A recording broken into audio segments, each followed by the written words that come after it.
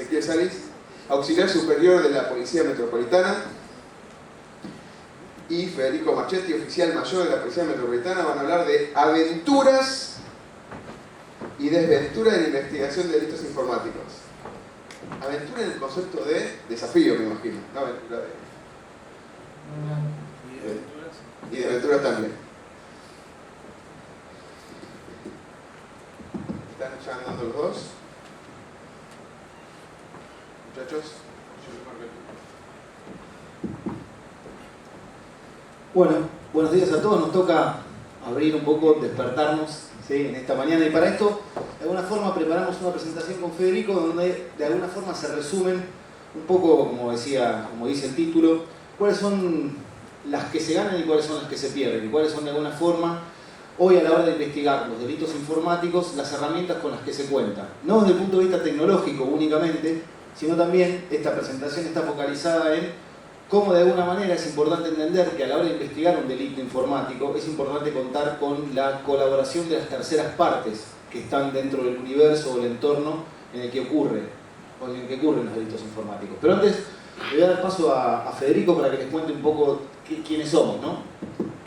Bueno, buen día, ¿cómo les va? Básicamente lo que le queremos contar es un poco la estructura de la unidad de cibercrimen y dónde está posicionada. Hay algunas, me imagino por lo que veo, algunas personas que trabajan en alguna fuerza de seguridad y otras que no. Y para las que no, contarles un poco que una unidad de cibercrimen está dentro de una superintendencia de investigaciones. Esto se replica en casi todas las fuerzas de seguridad en el mundo. Y la Policía Metropolitana tiene además una superintendencia de comunicaciones, una de comunitaria, que son los uniformados. Nosotros estamos dentro de esta estructura, dentro de la superintendencia de investigaciones, en una unidad, una división, que hoy tiene unos 40 oficiales. Esta unidad tiene un jefe, tiene un segundo jefe que se encarga de la parte de las pericias o de coordinar los informes y las pericias, y después hay sectores que son muy importantes dentro de una unidad de cibercrimen, más allá de lo que investigan, una unidad judicial y una unidad que coopera con otros allanamientos, otras fuerzas de seguridad que nos requieren también la participación en operativos que tienen que ver con pornografía infantil y demás. Lo que tenemos de particularidad y que hemos creado a partir de la unidad es una sección que se llama IFA, que es una sección que lo que hace es reconecta de una manera con un protocolo, y eso lo vamos replicando en cada juzgado, cada secretaría, cada fiscalía, de cómo podemos obtener información de la red, información abierta, información que no la obtenemos por ninguna página que cometa un delito para darnos la información, y que los juzgados y las fiscalías entiendan de qué se trata, cómo debe estar explicado, cómo tomamos esa información que ustedes van colocando en sus redes sociales, que van colocando en su blog, y nos sirven a nosotros como auxiliares de la justicia para poder llevar adelante una investigación. Básicamente acá lo que le queremos mostrar con esto es nuestras métricas, nuestros casos, los buenos, los ganados y los malos. Y lo que acá pueden ver es que el delito, el ciberdelito y todo tipo de delito genera una evidencia digital, es decir, algo que para el investigador va a ser fundamental. ¿Qué les quiero contar acá? Que en términos de ciberdelito también tenemos amenazas y hostigamientos. Y lo que ustedes pueden ver es la cantidad de casos que nosotros debemos tratar en 2012 y en 2013. En 2013 vamos 490 amenazas, es decir, 490 casos que debemos poner un oficial a trabajar sobre eso. Pero además, lo importante de todo esto es que hoy el cibercrimen ya nos habla de homicidios y violaciones, por ejemplo. Nos han delegado investigaciones de cero en cuanto a la investigación de un homicidio, y ya no a una división específica como la hay en la Policía Federal, sino que nos dan la participación de cero en la investigación de un homicidio, también en una violación. Y esto viene a referencia de que todo delito genera una evidencia digital. Entonces hoy hay fiscales que entienden que es mucho más productivo para la investigación que la lleve adelante una unidad de cibercrimen, cualquiera que sea, porque hay rastros en teléfonos celulares, en teléfono de la víctima, en antenas, en otras cuestiones. Entonces, como decía Federico, un poco la introducción de la charla va a girar en torno a lo que todos conocemos, ¿sí? Básicamente, qué tipos de delitos informáticos hay. Primero y principal, el delito más representativo es cuando la tecnología es el fin, es decir, cuando el medio que se utiliza puede o no ser tecnológico, pero el fin del delito es propiamente dicho la tecnología. En este caso puede ser, por ejemplo, un acceso no autorizado a una base de datos, ¿sí? En otros casos, la tecnología es el medio para cometer el delito y no necesariamente el fin, o ambos, ¿sí? Pero es otro tipo de delito. Es decir, yo utilizo una computadora para cometer un fraude, una estafa. Estos son quizás los dos más representativos y es muy difícil a lo mejor encuadrar en este caso el homicidio, ¿sí? La violación o algún tipo de delito más tradicional. Donde cuadra ese tipo de caso es donde la tecnología es incidental. ¿Sí? Que, de hecho, ustedes pueden ver que la gran mayoría de los aspectos de nuestra vida, desde el más simple quizás hasta el más complejo, puede estar involucrada la tecnología. Y esto es una tendencia que en realidad es creciente, ¿sí? No por algo menor, no por una moda, sino porque en realidad las personas en la información en realidad convergen en el uso de la tecnología y cómo estas personas de alguna forma manifiestan las conductas tradicionales ahora a través de redes sociales, internet y tecnología. Por otra parte, en realidad hay algunos desafíos que todos los que están desde el punto de vista de la justicia hoy en este lugar lo saben. Hay muchas veces falta de marco legal. No todo es un delito, ¿sí? Recientemente se sancionó la ley de grooming. Hoy al final de la presentación vamos a ver un caso real que tiene que ver con eso y en el momento que se investigó en realidad no era delito, no existía el tipo que definía eso como un delito. Hoy tenemos otras problemáticas, por ejemplo el robo de identidad, que no es un delito, ¿sí? Y tenemos otras problemáticas que antes en realidad no son problemáticas, sino que son cosas que ya se resolvieron en el 2008 cuando se modificó el Código Penal y un montón de figuras empezaron a ser de alguna forma delito. Por otra parte, falta de capacitación. La falta de conocimiento muchas veces hace que uno no sepa cómo encarar este tipo de desafíos que tienen que ver con la investigación. Por lo tanto, es un punto importante a fortalecer en todos los niveles. Y por otro lado, también la falta de recursos, ¿sí? Uno está acostumbrado, el común denominador de la gente, a nutrirse de series hollywoodenses, al estilo CSI, y en realidad no hay CSI. O sea, es más artesanal, más gauchesco, a llamarlo así. Así que de alguna forma también enfrentamos el tema de la globalización, donde el delito no se circunscribe a una jurisdicción puntual, y cómo la sociedad está cada vez más involucrada, manifestando sus conductas a través de la tecnología. ¿Sí? Eso es de alguna forma el universo que hoy de alguna manera tenemos frente a nosotros. Desde el punto de vista de lo que es la investigación, tenemos un caso, un investigador, ¿sí? Que en este caso es el fiscal, la policía obra de auxiliar del fiscal en este caso, el marco legal, que puede existir o no, ¿sí? El entorno, ya vamos a hablar un poco de eso, y nos vamos a focalizar sobre todo, además de esto que bien dice acá, en una información inicial desde la cual se parte, ¿sí? En el caso de un delito informático puede ser simplemente un vanity de Facebook, es decir, el nombre de usuario de Facebook de una persona, ¿sí? Es lo único que hay a lo mejor como punta para empezar a tirar. Una metodología que, como le contaba Fede, muchas veces es útil implementar lo que es ampliamente conocido, que es la inteligencia sobre fuentes abiertas de información. Internet es una fuente abierta de información muy importante y sabiendo trabajarla se puede obtener mucha información, ¿sí? Que obviamente se infiere, se agrega, pero que termina siendo útil.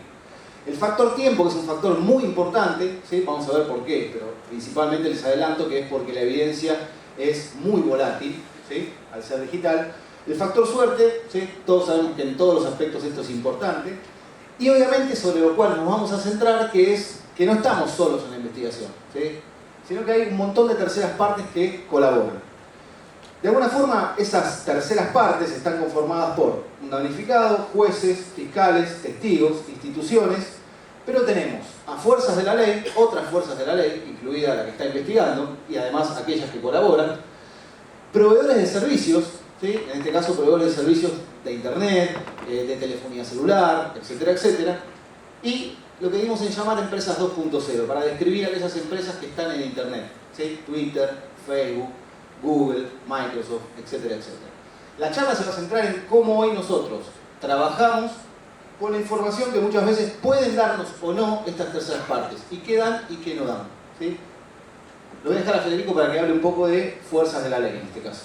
Bueno, Lo que tiene que ver con el cibercrimen, quiero que les quede claro, es que todo éxito que tiene una unidad de cibercrimen en cualquier parte del mundo no es el éxito de la propia unidad. Es el éxito de cómo logró recolectar la información y cómo pudo trabajar y abrir la cabeza para no entender que está investigando un delito, se lo tiene que guardar y tiene que nada más pensar en salir en la televisión. Los delitos del cibercrimen no tienen fronteras, la información está en cualquier parte y lo que entendimos cuando llegamos a esta división, cuando empezó esta división de cibercrimen, es que necesitamos de todos y también de las fuerzas de la ley, de las otras policías. Entonces empezamos a trabajar con fuerzas internacionales, pero nada más ni nada menos que mandar un mail y decirle, somos estos, hacemos esta cosa, nuestro marco es esto, nuestra problemática es aquella y necesitamos cooperar, porque un caso de pornografía infantil no lo vamos a solucionar entre Ezequiel y Federico, lo va a solucionar el apoyo de Gendarmería, el apoyo de la PCA, el apoyo de la policía, de donde sea, y una empresa y quizás hasta un perito que lo haga sin cobrar. Y nosotros trabajamos con todas estas fuerzas, ¿sí? Básicamente en el caso de pornografía infantil, con el FBI, con el HCI y con otras policías, que aunque no tengan el recurso, aunque no tengan una unidad de cibercrimen en la policía de Chaco, tiene seguramente alguien que quiera trabajar en esto y lo contactamos y él nos aporta algún dato. Por ejemplo, el lugar donde está el cibercafé, donde nuestro pedófilo está trabajando. Y nosotros motivamos a que el policía de la provincia de Chaco, que está en una comisaría, empiece a trabajar en cómo resguardar, cómo sacar una fotografía y demás. Es muy importante.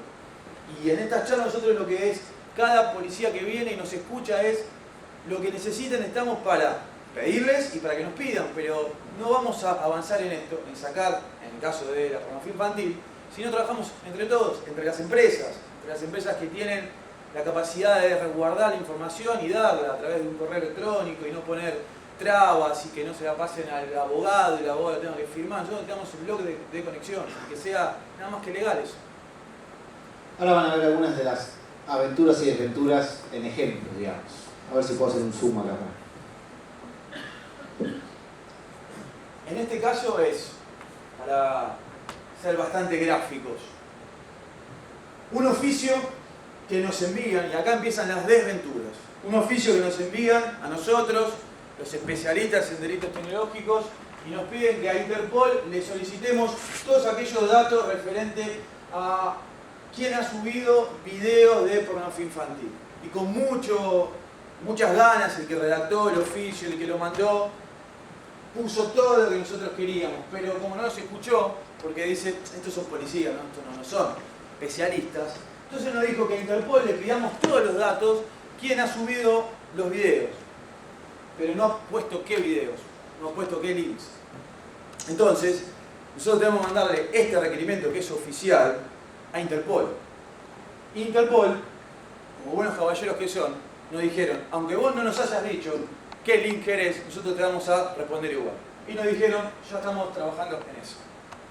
Con lo cual, esto es, todos los elementos que trabajan en una operación de cibercrimen tienen que ser capacitados.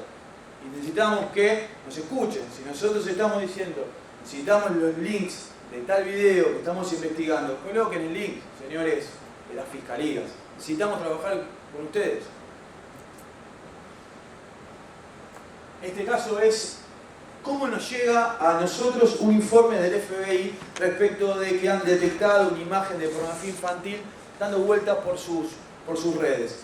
La política de trabajo que tienen en Estados Unidos tiene una relación en cuanto que ellos le dicen a los servidores que cuando ven pasar una imagen de pornografía infantil que ya está catalogado con su hash, le informen rápidamente.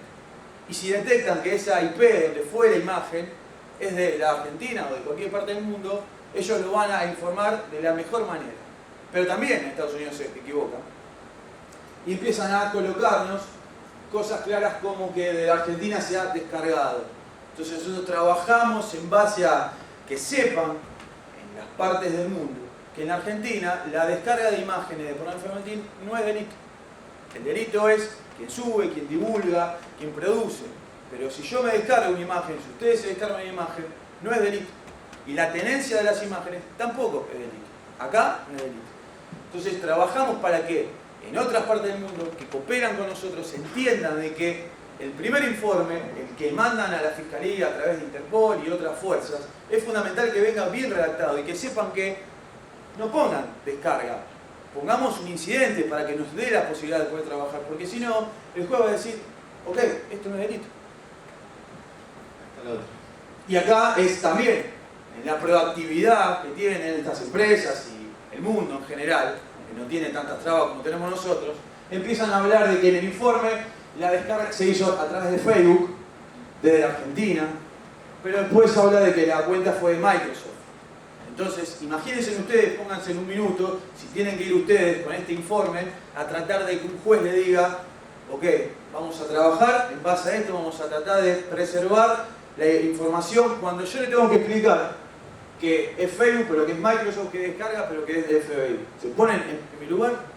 ¿Saben lo difícil que es sentarse y decirle, fue Facebook, pero fue Microsoft, pero es descarga? Me dicen, vení otro día, hoy no.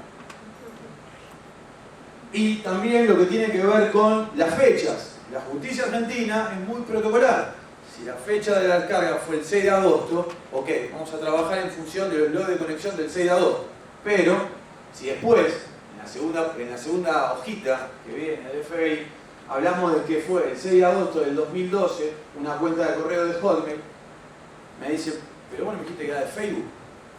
Sí, yo interpreto toda la operación global, pero lo que está escrito es lo que la justicia vale. Pero en realidad fue el 8 de marzo. Entonces, ¿fue el 6 de agosto? ¿Fue por Microsoft? ¿Fue por Facebook? ¿O fue el 6? Y es un intervalo. Es importante entender que eso que llega es un solo documento, ¿sí? Las empresas puntualmente colaboran con el NCMEC, ¿sí? Facebook, Microsoft, Google y demás. Cuando detectan eso, informan, ¿sí? Y puntualmente el NCMEC reporta, arma este reporte. Cuando la IP, ese reporte continúa, tiene la información jurídica, donde está la IP, el proveedor de servicios y demás, detectan el país a través del cual es, lo cursan a través de la embajada. Y el reporte anterior que ustedes vieron es la interpretación de la agencia de este reporte, que tiene 4 o 5 cosas que son incongruentes. Y esto se ve día a día, incluso con el tema de las zonas horarias y demás. Vamos con el segundo ejemplo, este es un poco más gracioso. Esto tiene que ver con un daño informático, tiene que ver con un deface de una página de un ministerio muy importante de la Argentina que cuando fue víctima hizo la denuncia en un juzgado. Tuvo la mejor de las voluntades, pero nunca les dio el juzgado, imagínense un juzgado federal, nunca les dio todos los datos. El juzgado federal lo que me dijo es anda y allaná a la víctima, allaná al ministerio. Yo le expliqué que trabajaba en una institución, que era la Policía Metropolitana, y allanar un ministerio de la envergadura que era, íbamos a tener un problema ya político directamente. Ok, entonces me dijo, ¿por qué no convocás a la gente? ¿Por qué no convocás al responsable del sistema para que te dé los logs de conexión, los logs de acceso, los logs del incidente del deface? Perfecto. Llamamos a la persona y vinieron. Vinieron a la oficina, no es muy grande, y eran 3, 2 abogados y la señora del sistema que tenía las excelentes ganas de cooperar. Y lo que nos dijeron es, nosotros no te vamos a dar nada. Pero si vos sos la vícima, no te vamos a dar nada. Bueno, bárbaro. Y invocaron temas de defensa nacional y todo. Perfecto. Yo se lo comuniqué al juzgado esto. Imagínense, si vinieron a hacer la denuncia, no te quieren dar, no me quieren dar nada. Ok, vamos a pedirle entonces por oficio que te manden ellos, ya que no pueden darte, que te manden los logs de ellos en algún momento. Y la manera que un ministerio envió esto a la justicia es a través de este CD. Ni siquiera le pusieron ministerio y algún caso. Lo dieron, bárbaro. Lo abrimos con la expectativa de tener los logs de acceso de este deface. ¿Y qué nos encontramos? Un archivito que decía, buscan algo. La víctima me dice, yo hago la denuncia, pero ¿buscan algo? Sí, buscamos para ayudarte. Ok, abrimos el archivo y el archivo decía, buscan logs. Así como vi esto, lo cerré, se lo mandé al juzgado. Con lo cual, entiendan de que el juzgado federal estaba investigando un deface, un daño informático con la complejidad que tenía. Nosotros les pusimos todas las herramientas, todo el protocolo que deberíamos seguir para que esto llegue al destino de quienes, de dónde habían relacionado esto, y la víctima solamente no vieron esto, buscan algo. Estos son semanas y semanas de espera entre una nota y otra, ¿no? Pero bueno. Por otro lado, además de las fuerzas de la ley y otro tipo de cosas, también se interactúan con proveedores de servicios. En este caso, no son quizás quienes tienen el contenido, ¿sí? Pero muchas veces los proveedores de servicios de todo tipo, como les comentábamos antes, pueden proveer dos elementos, ¿sí? Lo que se conocen como registros, ¿sí?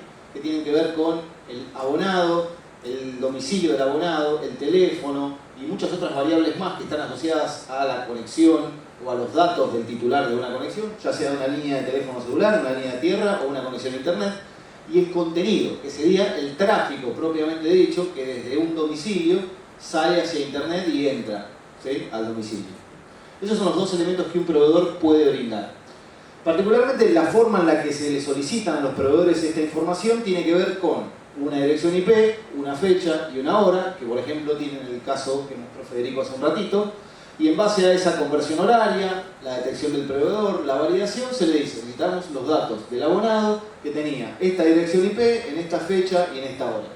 Y obviamente todo dato relevante. Son datos de registro, bajo ningún punto de vista, en este caso se solicita un contenido, ¿sí? Esto se hace a través de una autorización y los proveedores, en el caso puntual en nuestro país, responden generalmente en tiempo y forma, tienen distintos tipos de procedimientos, algunos están asociados a los procedimientos de emergencia, donde la respuesta es mucho más veloz, cuando por ejemplo hay riesgo de vida, en el caso que se está investigando, y en los casos donde no existe el riesgo de vida, la respuesta es más formal, pero terminan dando alguna respuesta formal, firmada por el apoderado legal, y la información de los titulares, ¿sí?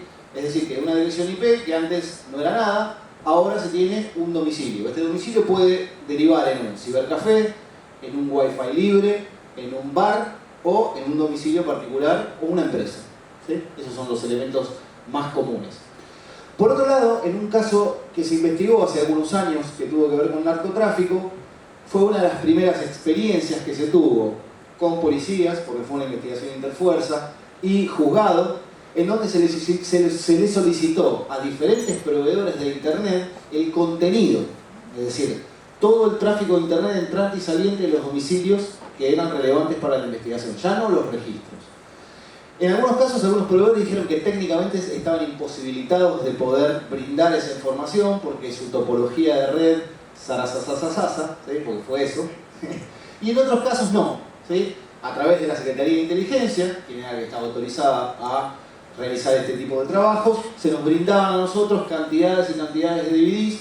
Para aquellos que son técnicos, lo que tenían esos DVDs eran capturas de tráfico en formato estándar, .pk, que lo que hicimos en la investigación, en nuestra área, fue decodificar todo ese tráfico buscando información relevante para la investigación. Fue muy útil, ¿sí? Porque las vías de comunicación tradicionales, en este caso, estaban siendo poco utilizadas, dado que es conocido en el ambiente delictivo el tema de las escuchas telefónicas y demás. Entonces se utilizaba algún medio de internet. Muchas veces ese medio de internet era seguro, otras veces a lo mejor era WhatsApp, ¿sí? Ustedes saben que no es muy seguro, y otras veces era texto plano, chat, juegos online y muchos otros trucos que utilizaban para comunicarse. Gracias a esto se pudo llevar a la práctica, ¿sí? La investigación, es decir, que también en nuestro país es posible lograr obtener este tipo de datos. Por otro lado tenemos a las empresas 2.0, ¿sí? Los proveedores nos brindan el canal, ¿sí? Y las empresas 2.0 nos brindan los servicios que van a través de ese canal. Y particularmente, y esto es un tema que estuvo muy conversado durante este transcurso del 2013, dado un montón de hechos que sucedieron en Estados Unidos con el tema del NSA, Snowden, creo que todos conocen un poco de qué estoy hablando, y la invasión a la privacidad, el cuestionamiento de dónde está mi información, quién puede accederla y demás. Con el área, de alguna forma, trabajamos bastante durante este 2013 en tratar de ver cuáles son los protocolos de comunicación que hay con las diferentes empresas. Y nos encontramos con sorpresas bastante positivas, donde muchas empresas proactivamente, ¿sí? No están obligadas a guardar los registros, los proveedores de internet tampoco están obligados a guardar los registros, sin embargo, los almacenan en algunos casos durante un periodo de tiempo bastante razonable. Las empresas 2.0 en algunos casos también trabajan de esa forma. ¿sí? Y en realidad, si bien todas tienen diferentes protocolos, vamos a tratar de contarles cuáles son los puntos en común, para que aquellos que son de la fuerza de la ley sepan que pueden pedir, y aquellos que a lo mejor el día de mañana se encuentran damnificados de un delito informático, sepan también que pueden solicitar registros o información. Primero y principal, tienen dos tipos de solicitudes. La tradicional, en donde básicamente lo que se hace es pedir por vías formales, porque la investigación no pone en juego la vida de una persona, y los procesos de emergencia o las solicitudes de emergencia, donde uno tiene que demostrar, ¿sí?, fehacientemente, con evidencias, ¿sí?, en algunos casos hasta incluso redundantes, que existe la vida de una persona, o que la vida de una persona, mejor dicho, está en juego, ¿sí? Mucho más si la vida de esa persona se trata de la de un menor de edad. En este caso, las empresas tienen procesos que son incluso hasta telefónicos, en tiempo real, donde se puede acceder a esa información, ¿sí? Esto era más laxo en algún momento, esa demostración o esa evidencia, pero muchas veces uno abusa de esto y todo tenía en juego la vida de una persona. Básicamente, las empresas entendieron que el abuso nuestro, el abuso de todo es de urgencia. Es de urgencia una página pirata, es de urgencia un hostigamiento y es de urgencia un caso de pornografía infantil. Entonces, lo que dijeron es, ok, todo lo que viene de Argentina, demuéstrenme que es de urgencia. ¿Por qué? Porque si no, todo es muy urgente y sale, muy urgente y sale. Entonces las empresas dicen, para el procedimiento que dice Ezequiel, ustedes me tienen que demostrar que hay una vida de un menor en riesgo. Aunque sea el caso de pornografía infantil, ya entienden de que tampoco están en riesgo la vida de un menor, porque acá estamos hablando del tráfico de imágenes, de la subida de imágenes. Entonces, con lo cual, las empresas dicen solamente temas de riesgo de vida demostrables por fuerza de seguridad o por la justicia. En otro caso, no hay forma. Hemos intentado telefónicamente, por mail, por la embajada. Los americanos son rectos. Vamos por acá. Por otro lado, ahora. Por otro lado, las empresas tienen tres aspectos. El primero que pueden brindar es la preservación, ¿sí? La preservación de un perfil, una página web, una timeline de Twitter, ¿sí? Uno puede solicitar sin necesidad de tener una orden judicial a través de los canales formales y desde una cuenta que venga de una fuerza de la ley, la preservación de, por ejemplo, un perfil de Facebook. Esto lo que va a brindarles es la posibilidad de que, ante la detección de un delito, ¿sí?, ante la denuncia y la información como dato inicial de una cuenta de Facebook, uno pueda preservarla. Lo que va a hacer la empresa, de forma bastante celérica en este caso, es preservarlo. Aproximadamente el proceso es automático y tarda unos 7 minutos. Y preservan el perfil durante 3 meses, renovable por 3 meses más, y después de esos 3 meses por el tiempo que uno le especifique, ¿sí? Esto lo que permite es que uno se adelante y diga, esto puede durar mucho tiempo, y yo necesito que esa información el día de mañana esté ahí. Me voy a encargar de que en este momento quede preservado. Cualquier cambio que se haga sobre ese perfil, incluso por el dueño de ese perfil, se va a ver reflejado en la página, pero va a quedar un resguardo de todo el histórico de cambios que hubo. Entonces es importante entender esto. Los registros son aquellos que la empresa puede brindar asociado a, por ejemplo, desde qué IP se creó la cuenta, qué dirección de correo utilizó, en qué fecha y en qué hora creó la cuenta, cuáles son todas las fechas y horas y las IPs desde las cuales accedió a esa cuenta. Esos son registros. Y tampoco tienen problema en brindarlos. En este caso sí se requiere una autorización específica de un orden judicial para poder solicitársela. Y el otro elemento que brindan es contenido, ¿sí? Y acá es donde uno dice, bueno, en realidad entonces también ahora voy a poder acceder, por ejemplo, a los mensajes privados de Facebook, al muro, a los amigos, independientemente de que yo no pueda ser amigo de esa persona, o en un correo electrónico, a los correos electrónicos. La gran mayoría de las empresas, ¿sí?, que provee contenido lo hace siempre y cuando exista o se tramite a través de lo que se llama EMLAT, un acuerdo de asistencia mutua legal que exista entre el país donde está la empresa 2.0, ¿sí?, y el país de donde se solicita esa información. En el caso particular, la gran mayoría de las empresas están en Estados Unidos. La Argentina tiene un tratado, ¿sí?, desde el año 90, 93, pero en realidad cuando uno quiere llevar a la práctica ese tratado, esto lo hemos charlado con gente de la embajada y demás, nos cuentan que los procesos son muy engorrosos, incluso suelen durar años, ¿sí? Hay un curso, uno, que todavía no llegó a buen puerto, es decir, un tratado, un procedimiento, un pedido, y todavía el requiriente de manera legal para el contenido no tuvo éxito, no tuvo el contenido. Imagínense una investigación donde la información es volátil, está en la nube, tengo que esperar 3 años para tener el contenido de un mensaje. Por otra parte, es importante entender que lo que habilita a solicitar esa información tiene que ser claro. Y las empresas todas en común dicen, el tipo de delito que se investiga lo necesito conocer, ¿sí? Cuál es la ley que le aplica y cuál es el valor, esto es muy importante a aquellos que estén investigando, que uno le pueda escribir brevemente cuál es el valor que va a aportar la información que me van a brindar a la investigación. Por ejemplo, ¿no? Del abonado o del dato de conexión que se me brinde voy a obtener una IP, la IP me va a permitir obtener el proveedor me va a brindar a mí un abonado, una locación geográfica, y esa locación geográfica me va a permitir a mí realizar otro tipo de investigación. Entonces, él comprende que lo que se está pidiendo tiene un sentido dentro del marco que se está investigando. Cuando uno pide de esta forma, los procesos son mucho más rápidos. Y obviamente no va a brindar información si no se cumple lo siguiente. Primero, que no cuadra bajo un proceso legal. Segundo, que no es lo suficientemente completa. Y esto es lo que muchas veces veíamos en los documentos de recién. Nos llegan a veces un montón de documentos. Necesitamos que se realicen tareas investigativas, que se recolecte toda la información disponible en Internet del perfil de la bonita. Sí, de Kevin. De Kevin. Secuestren la cuenta de correo. Secuestren la cuenta de correo de Kevin. Tuvimos uno. Secuestren, ¿cómo vamos? No sé. La cuenta de correo es de Kevin. Costner, ¿quién? O sea, no hay ni la red social a la que pertenece, ni el dominio de la cuenta de correo, o el perfil de Facebook de Juan Pérez. Así, Juan Pérez, no, el Vanity. Hay miles. Entonces, ¿a cuál nos estamos refiriendo? Y ahora que esos detalles son importantes. Otras veces vienen libros, ¿sí? Pidan esto. Y las empresas claramente dicen, si la información es excesiva, es redundante, no la leo. No la voy a leer, porque no tengo tiempo para leer todas las solicitudes que se me brindan, entonces tiene que ser clara y explícita, así que concéntrense en eso. Y obviamente se tiene que realizar por las vías adecuadas que provee la empresa, no al mail de, por ejemplo, marketing@facebook.com, necesito los datos de conexión de... Y acá tenemos algunos ejemplos, por ejemplo, Twitter y Facebook, Microsoft y Google son algunos de los más representativos, por eso los pusimos, todos tienen eso en común, ¿sí? Eso que yo les acabamos de comentar, tiene que ver con todas estas redes. Y obviamente se puede solicitar información. ¿Cómo es el proceso de Twitter? Twitter es bastante interesante. Primero y principal tienen un mail que es lawenforcement@twitter, al cual uno envía un mail desde una cuenta de correo. Y lo único que nos dicen es colocar en el subject, ¿sí?, la cuenta de Twitter.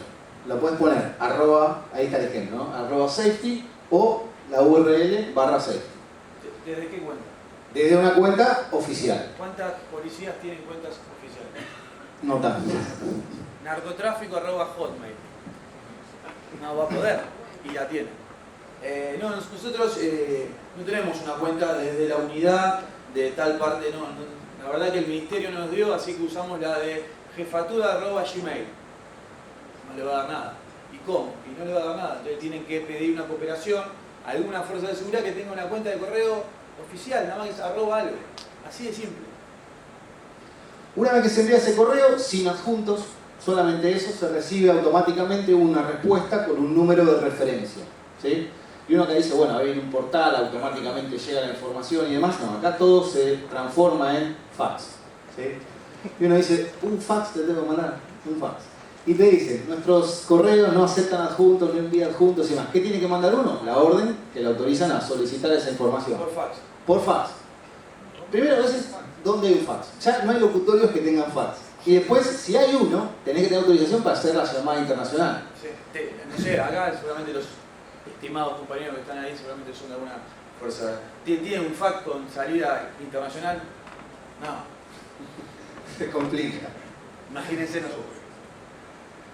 Así que bueno, acá está un poco lo que les comentábamos recién. Después esta presentación va a estar disponible, se va a poder ver bien. Ahí donde está el mail de respuesta automática, muy bonito. Lo importante es lo de Twitter. Si el juez escuchó al fiscal, el fiscal escuchó a Ezequiel, que le dijo, no se le ocurra poner en oficio, tiene que estar especificado, no le avise al usuario. Si el juez no consigna eso en el oficio, Twitter le va a avisar al usuario que está investigando Ezequiel Sánchez. Entonces, el juez tiene siempre, el juez dice, ¿pero vos estás cargando? No. Usted debe poner, debe no avisarle al usuario que lo estamos investigando. Porque si no, Twitter le va a ir y va a decir, te están investigando, yo ya le estoy dando la información, pero te aviso que te están investigando. Por el contrario de Facebook, Twitter explícitamente solicita que se coloque ese dato, esa cita, para que no le avise por las políticas de privacidad del usuario, que tiene derecho a saberlo, salvo que sea explícito que no lo sepa por una cuestión obvia, ¿no? Facebook en realidad e Instagram, ¿sí?, tienen un portal, ¿sí? Tiene un portal para fuerzas de la ley. El portal se accede de facebook.com/records con una cuenta oficial, ¿sí? Y ahí se puede solicitar la preservación, como les decía, no hace falta orden para solicitarla sin una cuenta oficial. Los registros, donde tienen un formulario online de carga, la posibilidad de subir el archivo o la orden escaneada y un sistema de seguimiento bastante interesante. Todo se hace a través de HTTPS y demás. Tienen algunas medidas de seguridad, algunas se podrían llegar a cuestionar, pero bueno, tienen, antes no tenían, ¿sí? Antes los procesos eran más informales. Y el contenido, que por supuesto tiene que ser a través de un ENLAT, ¿sí?, como les decimos anteriormente. Este es un poco el portal, ¿sí? Es simple y tiene una especie de seguimiento a través del cual uno puede ver los casos que se resolvieron y no. Es bastante interesante. Algo que es interesante también son los pequeños detalles, ¿no?, en el factor tiempo. Fíjense, esta es una orden donde se nos autoriza a nosotros a solicitar registros de una cuenta de Facebook por un caso que estábamos investigando. Nosotros mandamos digitalmente los vanity, así los denomina Facebook, de las cuentas que necesitábamos solicitar. El que transcribió eso digital a papel, ¿sí?, en algún momento se distrajo y en dos de los vanities que le solicitamos, que eran muchos más que los que están ahí, puso una doble I y se olvidó de una N, ¿sí? Cuando leímos dijimos, chao. O sea, ¿por qué? Porque hay mucha diferencia entre el vanity de Facebook, puede corresponder a otro perfil. Independientemente de esto, solo a los efectos de validar, ¿sí?, de curiosidad, se cargaron y Facebook nos dijo, toma todos estos dos no, porque vos me estás pidiendo estos y a vos te autorizaron a estos, ¿sí? Si hay un error, por favor, genera nuevamente la autorización. Porque, y si pasa, pasa. Pero si no me pasa. lo dan, me lo dan, porque estamos en Argentina. Pero Facebook dijo, no, yo no soy argentino. Así que bueno, Google, por ejemplo, tiene el mismo proceso, ¿sí?, a través de correo electrónico, se maneja Google, al igual que Twitter, sin fax. Por cada uno de los elementos que dan, brindan una declaración y un certificado de autenticidad del empleado que brinda esa información de Google, es bastante prolijo. Acá tienen, por ejemplo, la información y los servicios que tiene activa una cuenta, ¿sí?, si tiene o no tiene Android, el Market, Google Calendar y demás, y los logs de conexión para que entiendan a qué nos referimos, muchas veces con log de conexión. La hora, la fecha, la zona horaria, en este caso es UTC, como corresponde, la IP y la actividad de login y de logout. Tenemos 10 minutos, así que vamos a hacer un acelere. Microsoft exactamente igual, con la diferencia que Microsoft tiene varios servicios. Skype quizás sea uno de los más representativos hoy en cuanto a importancia. De Microsoft mismo se nos comunicó que a nosotros, a fuerzas locales, no están en capacidad de brindar conversaciones de Skype ni chat de Skype, ¿sí? Eso es lo que básicamente oficialmente se dijo. El contenido, independientemente de esto, también se tiene que pedir a través de un ENLAT.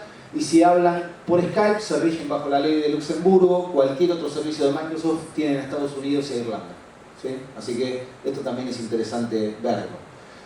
Microsoft también trabaja a través de correo electrónico, utiliza archivos cifrados para su envío, ¿sí? Aquí están un poco los ejemplos que da. Badoo tiene un portal, ¿sí? No me voy a detener mucho en esto para avanzar. Al igual que Facebook, donde uno puede comunicar de forma, de alguna manera, fluida y solicitar. Y algunas otras son diferentes. Por ejemplo, pusimos 3 ejemplos: Ask, Dropbox y Foros. En el caso de Dropbox, cuando se le solicitó información para colaborar, nos dio un manual. Tienen un manual muy interesante para fuerzas de la ley, que si uno se lo solicita, lo van a brindar. El manual no es confidencial, así que es accesible totalmente desde internet. Ask, por ejemplo, en un caso que tuvimos hace algún tiempo atrás, le consultamos directamente por mail al único mail de contacto que tenían, que en el marco de una investigación necesitábamos contactarnos con ellos, y la respuesta que obtuvimos fueron que ellos estaban en Letonia y que en realidad se rigen bajo las leyes de Letonia. Cualquier cosa, solicitáselas a las fuerzas de la ley de Letonia. Claro. Y se solicitaron a través de Interpol a Letonia y, tarde pero seguro, brindaron la información. ¿Sí? Brindan información también de los registros de conexión, los chats y demás. Los ask. Y otros, por ejemplo, uno le solicita a un mail de contacto ¿sí? Que necesita comunicarse para solicitar información y ya automáticamente te dan la información. Ah, sí, toma, y te dan el usuario, la contraseña del usuario, esto es todo lo que chateó, toma la tarjeta de crédito, todo. Se ve que hay alguien atrás que dice, soy la policía, ¿no? Claro, todo. Y mandan directamente todo. Así que tienen de todo un poco. Ojo, es claro que abajo no se le pide nada más que un canal de contacto. No toma todo, te dice. Entonces somos argentinos, Bueno, nos vamos a apurar un poquitito. Les queremos cerrar esto con un caso que se investigó durante junio del 2013, como para que puedan ver todo esto que les contamos llevado a la práctica. ¿Sí? Fue un caso de grooming, en este momento no era delito. Y este caso importante, tuvimos un damnificado, ¿sí? ¿Querés contar rápidamente? Hasta acá es aventuras y aventuras. Y ahora, este caso refleja el tratamiento de un caso policial donde realmente hay personas involucradas, reales. No hay más presentación. Esto es real. Damnificados, personas involucradas en el caso. 2 mellizos, una familia. 2 mellizos sentados delante de una computadora por varios días, algunos de esos días desnudos, sentados. Y su hermano mayor los detecta y le cuenta al padre: che, los mellizos están desnudos, sentados chateando. Algo está pasando acá. Ok. El padre rápidamente lo que hace es dialoga con los chicos.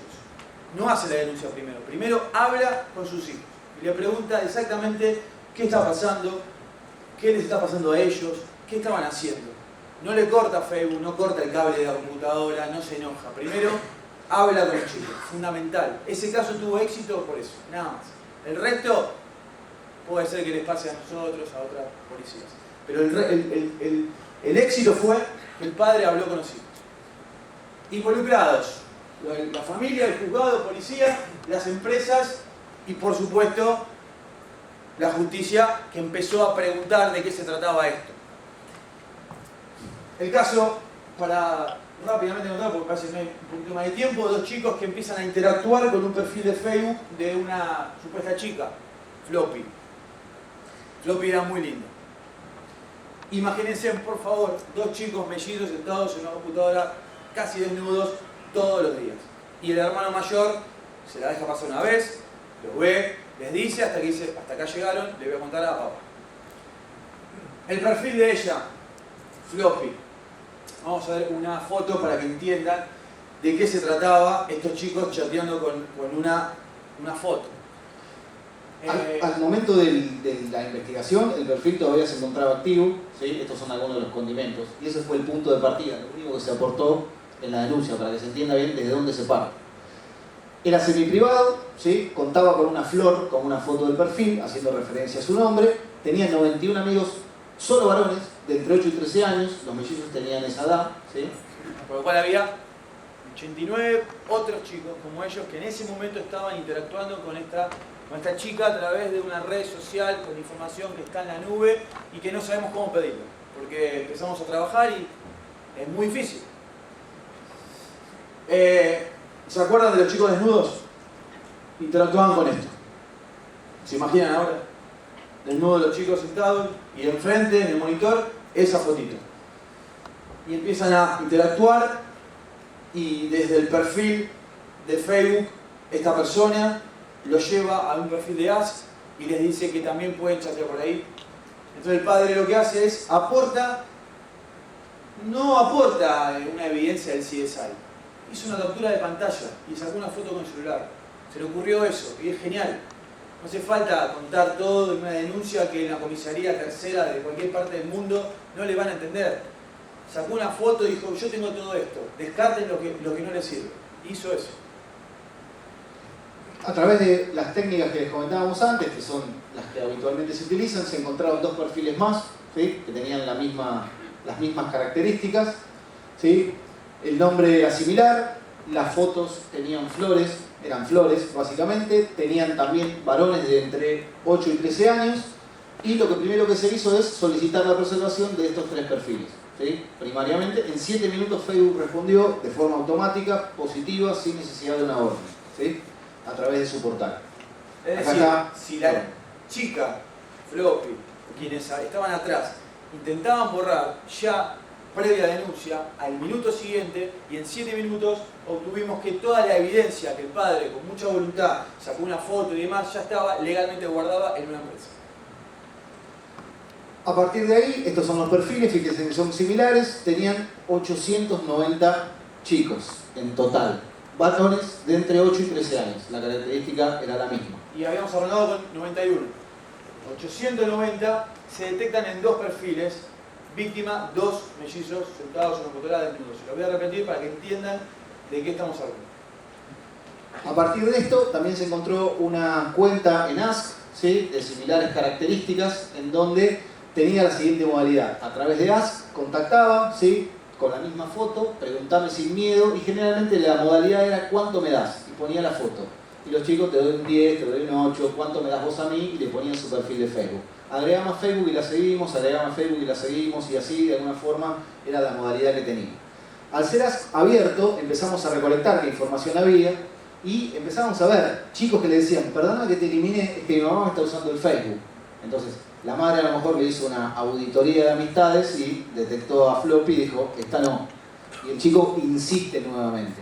Y después vemos a ella, ¿sí?, que le dice a los chicos, hice lo que vos me pediste, me grabé. ¿Por qué? Porque la modalidad era, ¿tenés cam? Sí. ¿Vos tenés cam? No, yo no tengo, a mí se me rompió. Pero te puedo mandar fotos si vos te ponés adelante de la cam. Esa era la modalidad que habitualmente tenía, ¿sí? Y esos chicos lo que hacían era, grababan videos de ellos, desnudos, y se los mandaban a Flor. Y de alguna forma empezamos a recolectar cuáles eran las características del perfil que había montado. Decía tener 13 años, decía ser de River, decía ser diestra, decía que le gustaba el color turquesa y la banda One Direction, y dice que vive, o decía que vivía, en Núñez, en Capital Federal. Esto de alguna forma era lo que sacamos de la red de Ask. Por otra parte, hubo un caso puntual donde el juez nos planteó. Bueno, ¿será menor? ¿Será una chica? ¿O será un mayor? ¿O no será una chica que está interactuando con chicos? Pero así como yo se lo estoy contando, nos dijeron. ¿Y si estamos investigando una cuestión entre chicos?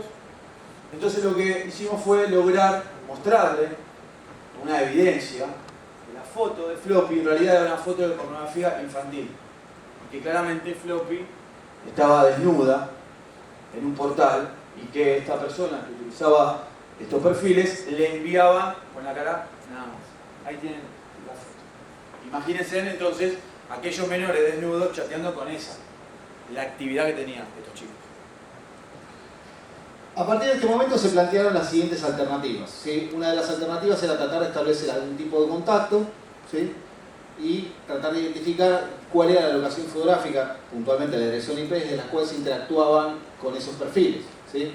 Particularmente hay un aspecto procesal en donde no se puede configurar el agente encubierto para este tipo de aspectos. Entonces la policía no puede hacerse pasar por un menor para simular ser ese menor y recolectar información, salvo que obtenga la orden de un juez y que le pueda explicar que solamente iba a utilizar algo totalmente no invasivo a fines de determinar un dato único que era la dirección IP desde la cual se interactuaba. A partir de esto... Con lo cual había 2 estrategias. La primera era, con toda la charla que le contamos anterior, todo lo que contamos era solicitarle los perfiles de Facebook a Facebook, todas las direcciones IP de donde se conectaba Floppy. Íbamos a tardar 1 mes y medio y en vez de ser 890 chicos iban a ser miles. Entonces lo que le explicamos es que solamente utilizando una herramienta podíamos detectar desde dónde hacía clic nuestro amigo. Nada más. A través de la creación de un perfil, ¿sí?, se interactuó, se identificó la IP a través de técnicas de tracing, nada extraño, todo bastante transparente para poder garantizar que no había absolutamente más que eso. ¿Sí? Se garantizó que ese trace fuese único, no se puso en un lugar público, sino que se puso en un lugar donde solamente esa persona podía de alguna manera evidenciarlo. Se detectó que era Cablevisión brindó la información, ¿sí?, esto de alguna forma estaba asociada a un domicilio en Capital, a nombre de una mujer, se identificó el domicilio. Y ahí tenemos la sorpresa. Floppy no era Floppy. Quien pagaba el servicio de internet era esta señora. Con lo cual teníamos ya nuestro partido 1-0, no eran menores. Con lo cual a la fiscalía dijimos, mire que no estamos investigando una cuestión entre menores, sino hay alguien que está pagando un servicio de internet desde ese lugar y es mayor. Ok, y si hay menores me dijo.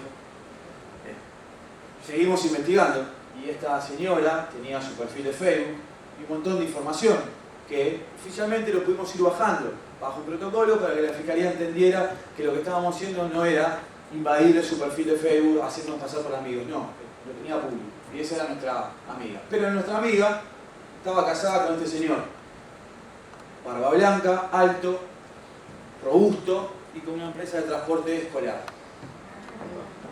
Ganaba 2-0. No eran menores, eran 2 personas, tenía un transporte escolar y ella también había trabajado en una institución contra los menores, o sea, en la protección de los menores. Con lo cual ya estábamos bien, estábamos por allanar. Ok. En un momento, para tratar de garantizar que lo que el juez básicamente solicitaba era que no haya ningún menor dentro del domicilio, se interactuó con el perfil, al mismo tiempo se hacían tareas en el domicilio y en un momento estaba esta persona, dueña de transportes escolares, en la vereda del edificio, conversando con otro vecino, al mismo tiempo que se estaba interactuando con el perfil de esta persona. Por ende, quedó automáticamente descartado 2-1. 2-1. Sí, ¿viste que eran menores? Me dijo. Nos pidieron que conformemos el grupo familiar. Ahora me tenés que decir con cuántas personas viven estas 2 personas. Pero ella paga el servicio de internet y desde esta casa se está realizando esto. Nada más era solicitar rápidamente la orden de allanamiento y resguardar todos los elementos dispositivos electrónicos. Era nada más. Pero no, querían saber si había menores. Habíamos probado que no había menores, pero obviamente le dijimos la verdad. Mientras estamos interactuando y viendo que está conectado, nuestro amigo de barba blanca está abajo sentado, con lo cual no es. Ok, tienen que probarme entonces ahora, porque yo, fiscal, digo que era verdad, que había menores. Bárbaro. Y en su perfil tenían estas 3 fotos sacadas en el living de su casa, 3 fotos de sus 3 hijos. Entonces pudimos acceder y comprobar que sus hijos eran todos mayores de edad. De hecho, algunos de ellos estaban casados y algunos no vivían con ellos. De hecho, de los tres no vivían con ellos, salvo uno que esporádicamente iba hasta la casa y hacía alguna actividad. Era de River, uno de ellos, y si vamos para atrás, nos acordamos que Floppy decía que era de Núñez y que era hincha de River, con lo cual esa información, que bajo un protocolo la estábamos bajando, nos estaba sirviendo para llegar a donde queríamos y convencer a la Fiscalía del Juzgado que necesitábamos la orden de allanamiento. Se realizaron también pruebas para verificar que la red inalámbrica del domicilio no estuviese abierta, desde donde se puede uno acercar. Esto es totalmente cuestionable porque en realidad uno no tiene la capacidad de entrar a un edificio, este departamento era interno, así que en realidad la red no se visualizó en ese momento, o no se visualizó ninguna distintiva. Sí se verificó durante el proceso de allanamiento y la red era privada, ¿sí? A partir de ahí, y luego de ese análisis, se ordenó el allanamiento, ¿sí? Esto es un password cracker, pero en realidad es un door cracker. Una llave similar, para abrir una llave maestra. Se hizo el ingreso, esta era la covacha, digamos, de Floppy, ¿sí? Acá estaba Floppy post allanamiento, ¿sí? Era desordenado pero no tanto, y de alguna forma se secuestraron los elementos informáticos, que eso básicamente fue lo que el juez ordenó. Se ordenaron pericias sobre esos elementos informáticos, de todos los elementos informáticos que estaban en ese domicilio. Y de alguna manera, bueno, se determinó que también la persona era profesor de educación física, es profesor de educación física en sus funciones todavía, en un colegio importante.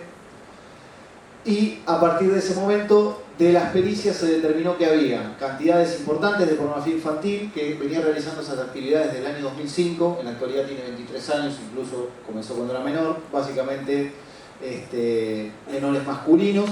Y se identificaron dentro de sus computadoras un montón de videos. En algunos casos ordenadamente tenían nombres.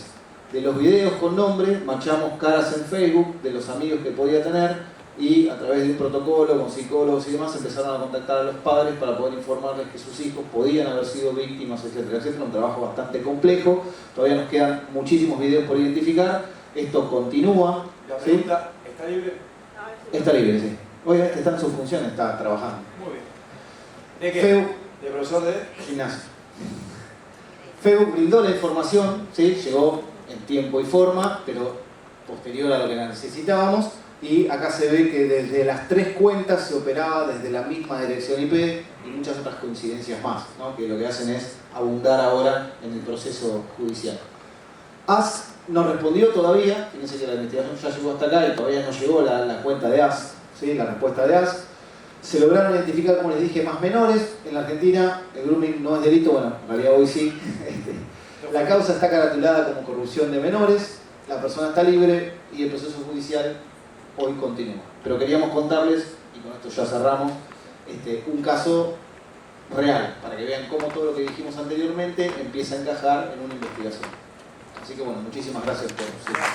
Lo que recomendamos es hacer la denuncia ante las fuerzas de seguridad o ante la justicia, ¿sí? Y que en la denuncia recomendar específicamente es resguarden este vanity a los efectos de preservar toda evidencia. Pero es inmediato, por un correo a una fiscalía especializada en delitos tecnológicos, a cualquier fuerza de seguridad, vamos a resguardar eso y después empezar a trabajar con la investigación de quién accede a ese Facebook. Nada más. Una vez que se declara o se investiga y uno se da cuenta, en este caso ustedes, encuentran al un hacker que está instruyendo, ¿no? Sí. Al momento de enterarse, ver las cuentas, ver la IP y más allá de todas las computadoras donde hizo intrusión, que se procede a procesar video, ¿no? Hay una sospecha primero. Una sospecha primero. Sí, después hay una medida judicial, hay un allanamiento, hay un secuestro de evidencia y continúa con el proceso. Nosotros lo que hacemos es nada más actuar bajo el mandato de la justicia, un juez y un fiscal. Después, el encargado de todo el proceso legal es la propia justicia. Nosotros acercamos a la justicia toda la evidencia y la recolectamos de la manera profesional para que tengan fuerza esa denuncia o esa acción judicial. Nada más. Hoy tenemos la ley de grooming ya activa. En caso de que esta persona vuelva a reincidir, Sí. ¿puede llegar a quedar nuevamente libre? Él y todos, porque en realidad el proceso es para todos los que estaban dentro del domicilio. No está probado que haya sido él. Está probado que de domicilio es su acción. Hay un montón de evidencia recolectada por la policía, en este caso por nosotros, que acercan a la justicia a pensar y a tener prueba de que la persona esta, profesor de educación física, en su pieza, con la ropa de River, hacía esto. Pero hoy no hay una condena, hay un proceso todavía, abierto. Una cosita más que quiero agregar, ¿no? Muchas veces cuando uno dice, bueno, se solicita ordenar la detención y demás del individuo, dice, no, el individuo no es peligroso, no se va a escapar, un montón de otras razones, pero en realidad, y además ustedes ya tienen secuestrado el material. En realidad las cosas hoy no necesariamente están únicamente en ese lugar. Quizás esa persona haya sido lo suficientemente cauta para almacenar todo en la nube, no dejar absolutamente ningún registro en la computadora, y una vez que uno se retira del domicilio y la persona vuelve a estar libre, ¿sí?, procede a eliminar cualquier tipo de información que pueda quedar. Entonces por eso es importante preservar los registros y tratar de tomar esas medidas antes, porque eso todavía no quedó claro, o cuesta mucho que se comprenda. Entonces todavía seguimos lidiando con eso y vamos a seguir lidiando con eso. Por eso es importante siempre pensar cómo trasladar a las partes intervinientes de la mejor forma lo que uno necesita hacer y el porqué. ¿Sí? Ezequiel, Federico, muchas gracias. Un fuerte aplauso nuevamente para ellos. Rápido.